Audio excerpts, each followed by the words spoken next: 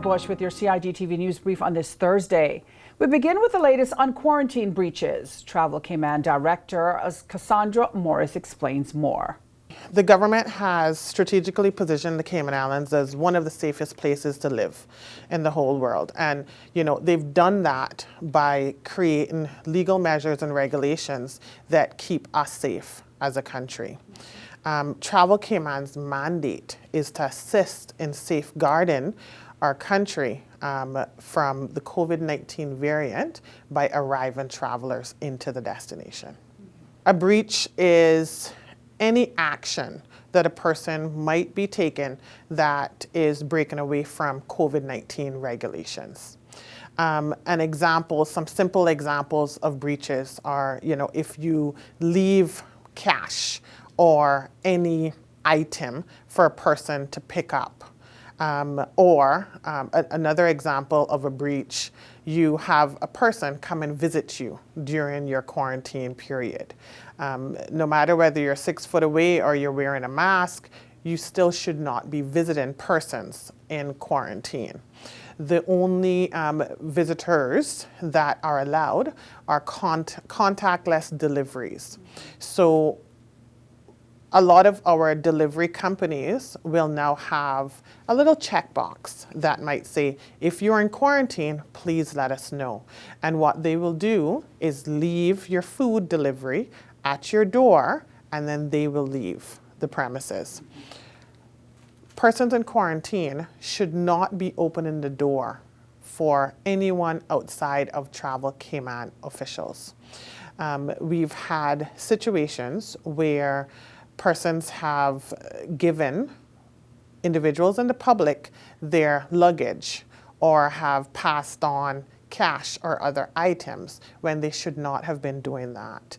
We also have had incidents where family members can't wait to see their loved ones and have spent time at their quarantine residences, and that is not allowed.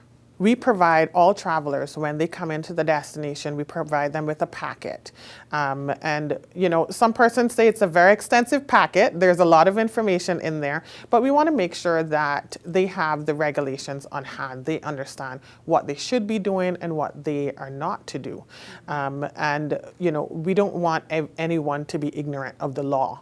And so we will provide them a clear outline of these are the things that you should not. And so if you will allow me to just read some of them for you for protocols. So no visitors to the quarantine location, no interaction with the public, even if socially distanced and wearing PPE.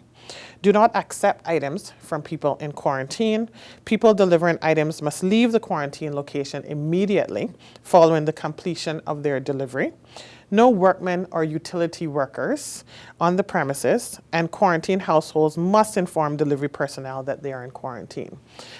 It's really important for us that we all do our part in protecting our community. And if you are a quarantine traveler, it's really, vital for us that you're staying within your premises. For persons that are in breach and are prosecuted, they can look for up to a fine of 10,000 CI dollars or 2 years imprisonment. We have currently 19 cases that the RCIPS is currently investigating. We've seen an increase in the number of breaches over the last 2 weeks, and in August alone we have 9 cases that are under investigation right now. But I do know that the team over at the RCIPS and our legal team are working really hard on these particular cases. At Travel Cayman, we will do everything in our power to protect our country, to protect our community, and to protect our families. And so what we're asking for everyone out there in the community to please do your part to also protect your country. If you would like to call us, if you think there's a suspected breach, there are 2 different options. You can call us at 943-SAFE, and that is 943-7233, Or you can visit us on exploregov.ky/travel. We have a pop-up banner that will now come up, and that is a form. You can do that online. Just let us know any information that you have on a suspected breach, and the team will respond right away. All information that you provide will be confidential. You do not have to tell us who you are. We will treat it with the utmost confidentiality. And join us tomorrow to hear more about the people who are part of the Travel Cayman team, as well as who their working partners are. The National Maritime Strategy and Code Compliance Working Group held an event on Thursday morning at the Marriott.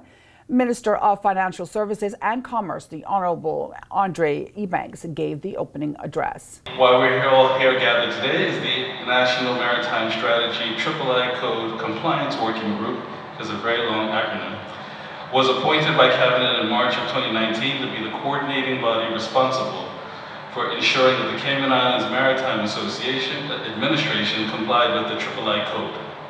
It's comprised of stakeholders from a cross-section of key central government departments as well as statutory authorities.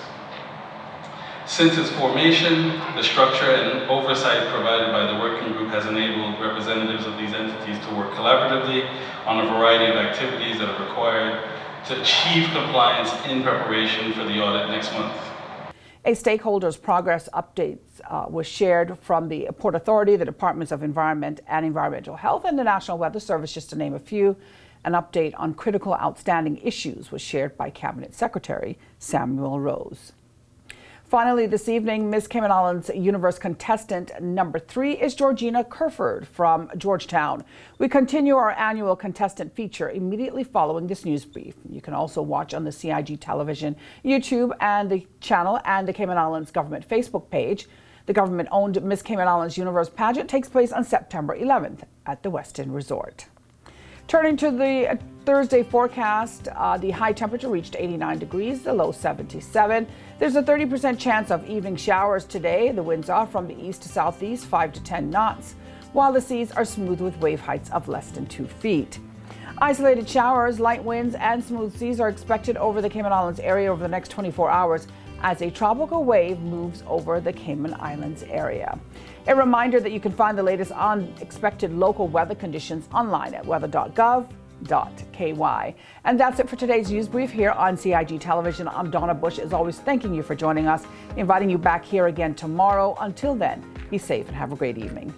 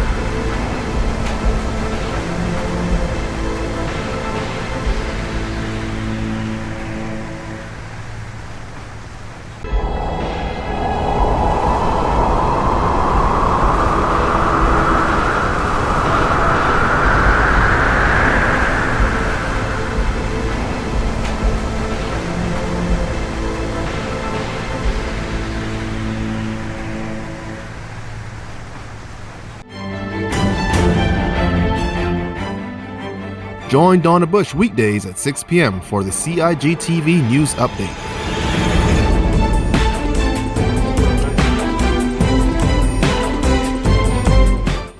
Get the latest on what's happening in government on a daily basis.